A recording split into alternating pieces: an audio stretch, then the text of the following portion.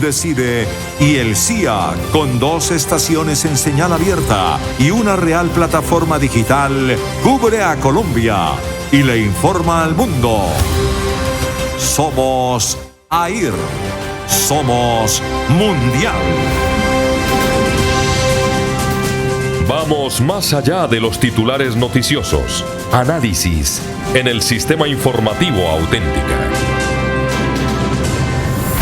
Con un saludo a todos nuestros oyentes y seguidores en plataformas digitales y a través de nuestra señal abierta. Saludo a don José Néstor Yanquén, agente del departamento de Boyacá, conectada siempre con el sistema informativo Auténtica en Colombia. Nuestra gran familia auténtica en Soracá, Boyacá y cada uno de los municipios del departamento Cuna de la Libertad. A esta hora vamos más allá del análisis y voy a saludar a la representante de la Cámara por Bogotá, la doctora Olga Lucía Velázquez, una mujer llanera con identidad colombiana.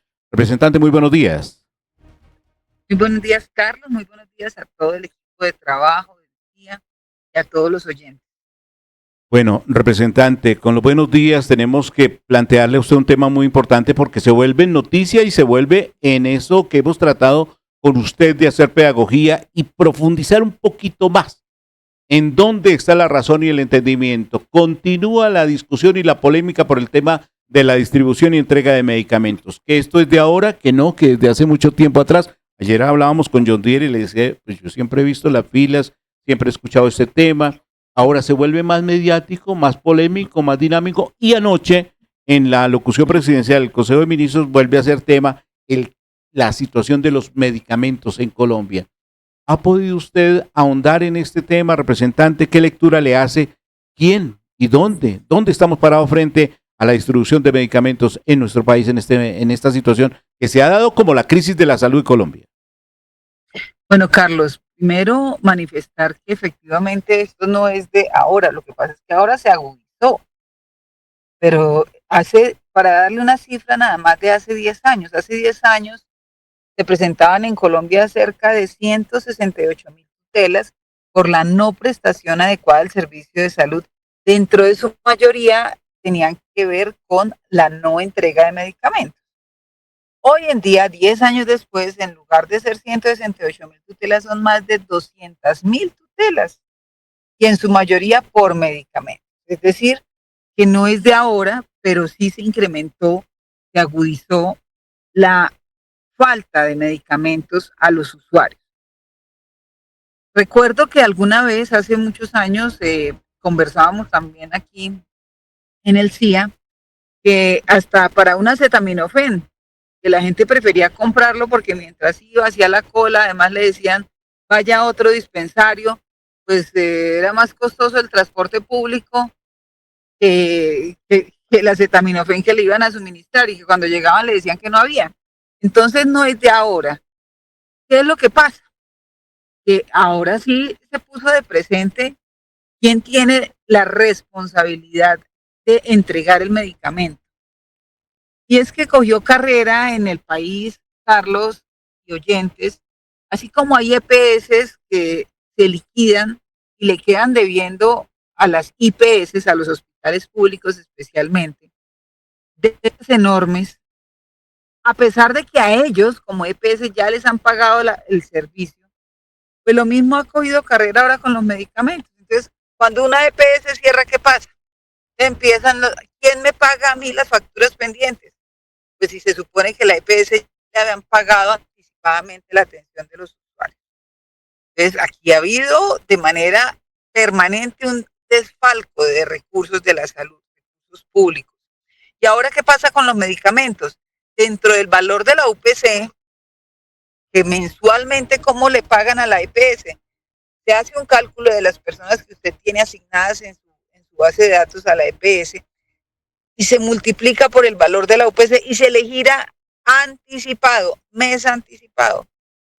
Y dentro de esa UPC, cerca del 30% corresponde a medicamentos.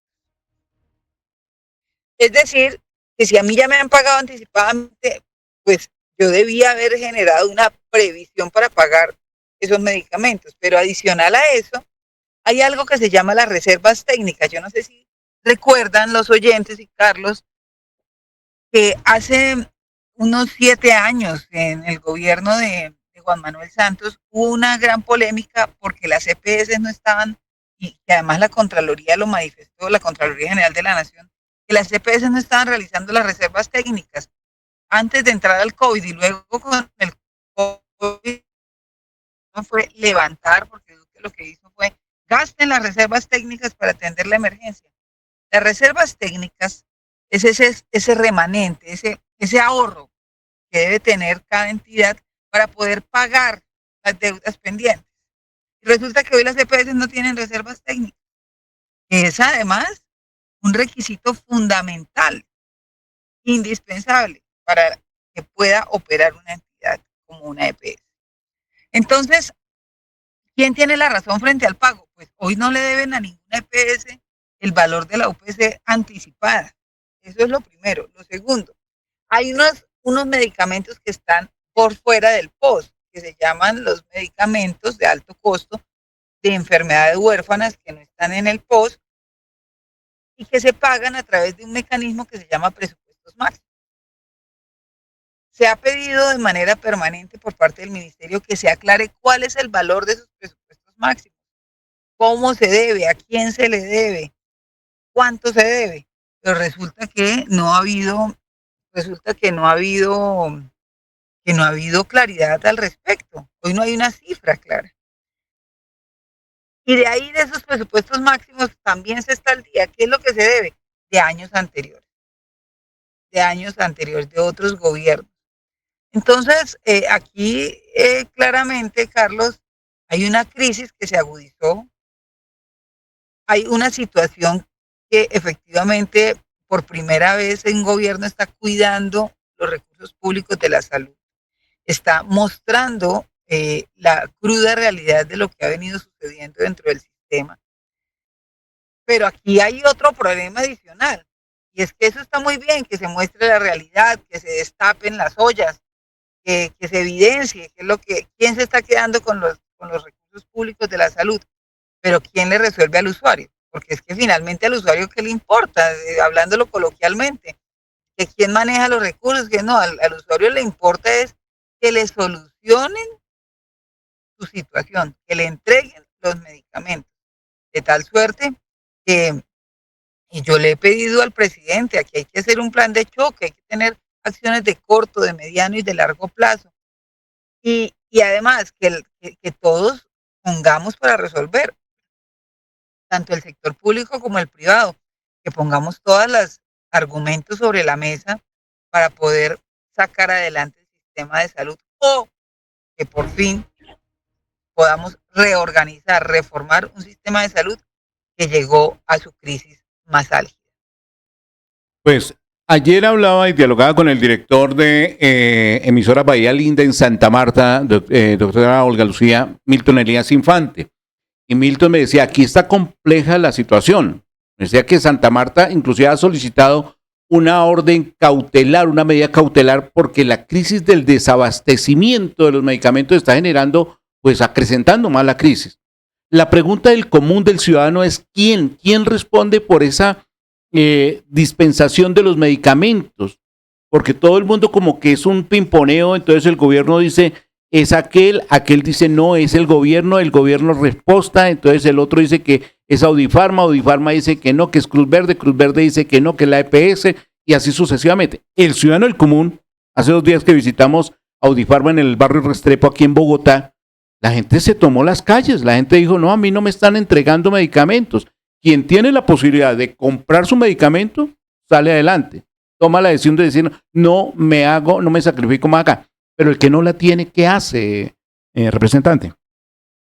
Por eso la superintendencia está actuando. La superintendencia de salud por primera vez veo activa, la veo haciendo directamente el superintendente las inspecciones, la vigilancia y control, y es la superintendencia la llamada a hacer cumplir que la EPS cumpla con su función de entregar los medicamentos. Y hay otro elemento adicional que denuncia el presidente que hay que, ahí sí la justicia, la fiscalía, porque esto ya se fue a estrados judiciales, lo debe comprobar y es si hay acaparamiento o no. Para mí sería inaudito que hubiese un acaparamiento, y, porque pues no puede ser que si yo tengo los medicamentos no se los voy a entregar a la gente y prefiero que la gente pierda la vida. O sea, me niego a creer que eso esté pasando. Y si está pasando es completamente un delito.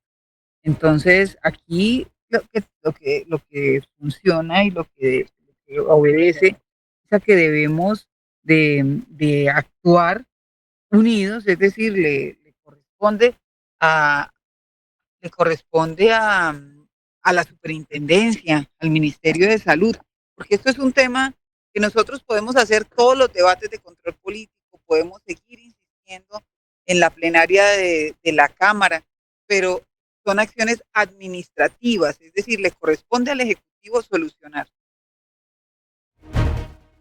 Es la representante Olga Lucía Velázquez, un tema muy neurálgico el día de hoy. Ya en este momento se convoca un plantón en la sede principal de la nueva EPS en Bucaramanga. Los usuarios están planteando la falta de medicamentos, crisis, estrategia que se viene. Dice la doctora Olga Lucía, hay una representatividad, por lo menos se diría que hay oídos, ¿cierto?, en la Superintendencia de Salud. ¿Qué tan efectiva es esa Superintendencia de Salud al día de hoy, representante? Bueno, al día de hoy ha resultado efectiva porque ha hecho las verificaciones, la inspección, ha cruzado bases de datos, información, que antes no se hacía, fíjese. Antes uno exigía a la superintendencia, se ponía una queja y nunca pasaba nada, nunca pasaba nada. Ahora están realizando la tarea. ¿Qué considero que es fundamental? Y es que podamos hacer conciencia que el sistema colapsó, ya que le tocó a este gobierno ser el receptor de ese colapso. Pues así como es el receptor, también tiene que tener la capacidad de solucionar. Y no puede ser que sigamos teniendo una discusión de izquierda, de derecha. No, esto no es un tema de partidos políticos, esto es un tema de conciencia de país y de la vida. Porque aquí está en juego es la vida de la gente, la vida de las personas que tienen lupus, que tienen cáncer, que tienen enfermedades crónicas, que necesitan de su medicamento cada mes, que necesitan de su control permanente y que además muchos de ellos no tienen para comprarlos, porque si tuvieran para comprarlos, pues simplemente van y consiguen los medicamentos y se abastecen. Pero resulta que hay personas que no tienen ni siquiera para el transporte, para ir al otro lugar que le están recepcionando para que vaya a reclamar sus medicamentos. Entonces, aquí necesitamos que la superintendencia, el Ministerio de Salud, el INVIMA, Carlos, porque no hemos hablado del INVIMA. El INVIMA también tiene una responsabilidad aquí. Y es que el INVIMA se demora una eternidad para dar solución a una importación de un medicamento, a la regulación de un medicamento. Y el INVIMA tiene que dar respuesta, porque resulta que gran parte de los medicamentos que consumimos en nuestro país son importados, Carlos. Entonces, al ser importados, nosotros tenemos un mayor costo.